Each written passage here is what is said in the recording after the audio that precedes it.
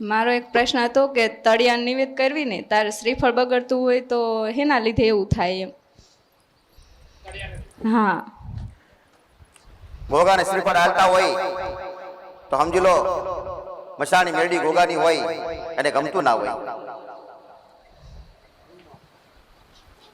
મસાણી મેરડી હોય એક તો હોય નહીં, મસાણી મેરડી ગઈ હોય, કોઈ એરિયાની હોય, કોઈ ભૂમિની હોય, કોઈ ભીમડાવાળી હોય, કોઈ બિલાડીવાળી હોય, કંઈક ને કંઈક જાતની મસાણી મેરડી હોય. આવી ચોક્કસ આ સુધી કોઈ ખબર પાડી નથી, બાકી કોઈને ખબર નથી. અને આજને સંપૂર્ણ દુઃખ મટે નહીં ને એ વાત મને નહીં.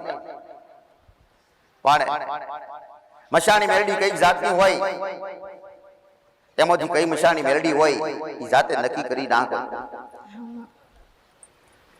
શ્રીફળ બગડેલું હોય તો જેને આલી હોય એના પર ઈર્ષા કોઈ દેવી કરતી હોય, કોઈ દેવ કરતું હોય ને ત્યારે એ શ્રીફળ બગડે.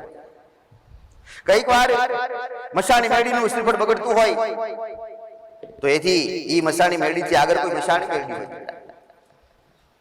દરેકનો અધિકાર એનાથી વધારે હોય, એ વધારે અધિકાર વાળું એને ગમે નહીં ને એટલે બગાડે.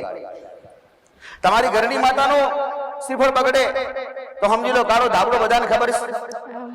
કોઈ દેવ હોવાની જરૂર નથી, કોઈ સાઉન્ડ માતા કે મહાકાળી માતા, કોઈ માતા કે 84 ખાતાની કોઈ અલગ હોય એ નહીં.